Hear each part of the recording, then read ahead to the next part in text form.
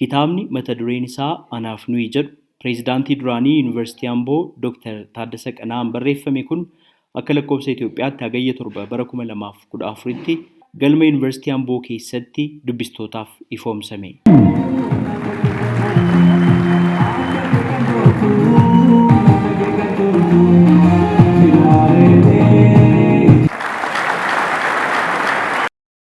Dooktar Taaddasaan kaayyoo itti kitaaba kana barreessaniif ni dubbatu. Ani waa'ee koon barreessuu yaadee ture. Mudannoo koo keessatti garuu bakkin itti kophaa koo dhaabbadhee ana jedhu muraasa natti ta'e. Bakka hedduun nuyi kan jedhu ture. Baay'ee bakka muraasa ana qofaa koo mudannoo kan hin qabu. Sunis dhugaan durumayyuu itti amanu tokko waanin ofii barreesse kanarraa akka hubadhu na taasise. Sunis maali yoo jettan nuyi keessa anatu jira, ana keessa immoo nuyitu jira.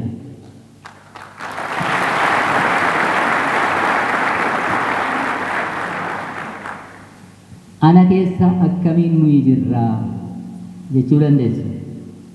Waan kana gama lamaan naaf ilaalaa. Ana akkatti hubadhe tokko waan taane hunda walumaan taane. Waan dhabnes, waan argannes, waan reebamnes, kan hiraaramnes walumaan taane. Kanaaf nuyi keessa anis jira jechaadha.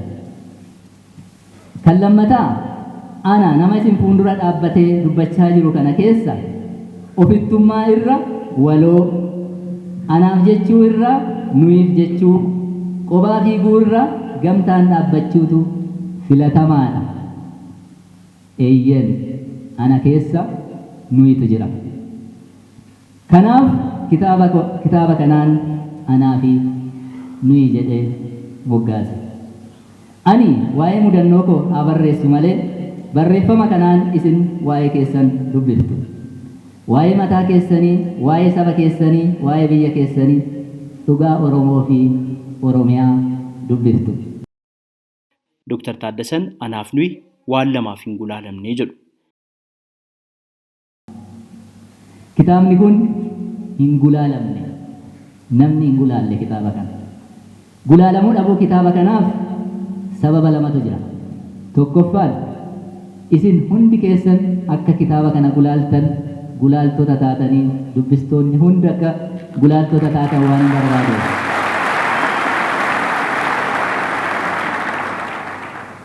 Kan lammataa sababa lammataa amma isinitti himu gaafa dubbistan ohumaan bira geessu. Galgala kanaa jalqabdanii sababii kitaabni kun hin gulaalamneef akka irra geessan abdiin qaba. Nuti hundi keenya osoo nuuf mijatee mudannoo jireenya keenyaa waan muraasa barreessinee lafa keenye namoota seeraa qorataniif amma tokko karaa bananatti fakkaata. Ani kitaaba kanaan akka hubannoo kootti kaleessa maal akka turre, har'a maal akka fakkaannu dhugaan ofii beeku hawaasa beeksisuu yaaleera. Dhugaan immoo ilmoo waaqi. Sun immoo egeree keenya ittiin akeekuuf illee akka gargaaruun hamana. Kanaaf yoo dogoggora mul'ate argitan illee ragaa qabatamaan wajjin waan sana akka waliin fooyyessinu. Pireezidaantiin Yuunivarsiitii Amboo Dooktar Baayisaa Lataa kitaaba barreessuun akkuma dhala godhachuutii sababaa jedhaniif yeroo ibsan. Yeroo tokko tokko kitaaba barreessuun akka daa'ima dahuutii, akka daa'ima argachuutii jedhamee beekama. Writing a book is like giving a birth. Maaliif laata wanti jedhu xiqqoo duubatti deemee ilaaluun barbaada. Teessuun tokko gaafa miituun qabu dhibeen hammaas dhukkubbiin cimu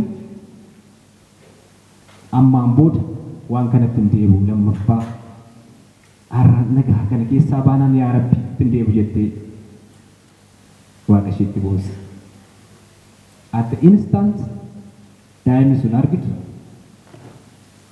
lubbuu uumame sun argitu dhibee fi dhukkubbii yeroo dheeraa ji'a 9 miti saniin dura ture sun hunda irraanfatte yeroo muraasaan booda tokko dabalachuun koo naaf dhufa jechuudha.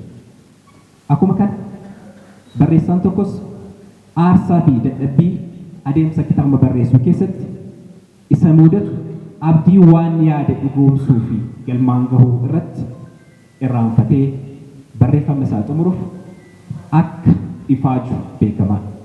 Dr. Taaddeenis kitaaba isaa kana dhugoomsuuf yeroo isaa, yeroo maatii isaa, miira isaa, sammuu isaa aarsaa akka taasise tilmaamuun ulfaataa hin ta'u. Garuu immoo abdii qabaachuudhaan kitaabichi gara xumuraa akka gahu taasisee jira jedhee namana. Haati warraa Dr. Taaddasee aadde Boontuu Nagaraa haala kamiin akka isaan deeggaraa turan ni dubbatu. Barreessee egaa guyyaa har'aatiin ga'e galata rabbi har'a ifoomsuudhaan ga'eera baay'ee gammadeera.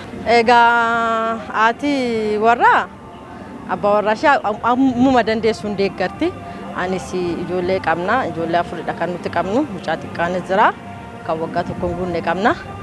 Irra caalaa ijoolleen sun akka san jeeqne ani gama ijoollee wanta jiru isa fudhadhee taane anatu ijoollee kana kunuunsa yeroo baay'ee ijoollee isaatiif baay'ee wanni yaada isatu kunuunsa yeroo baay'ee tureeyyuu amma naanni wanta kana barreessu immoo isa akkasii gargaaru bakkootan immoo naannan dubbisu bakkootan irraanfatoo jiraate anis nan beeka jaa ta'eef wajjin yeroo dheeraa waan turreef isa sammoo bakka kan akkasis jechuudha akkasittan gargaaraa ture yaadaanis waan hundumaatiin gargaareetanii kan guyyaa irraa geenye. Anaaf nuyi sagantaawwan bashannansiisoo garaagaraan yoo ifoomu artistoota, barreessitoota, hayyoota, maatii fi keessummootni affeeraman biroollee yommuu argaman jaallattootni Dr. Taaddasee hedduun marsariitii hawaasaa garaagaraan hordofaa turanii jiru. Sagalee Ameerikaaf Naakoor Malkaa Amboorraa.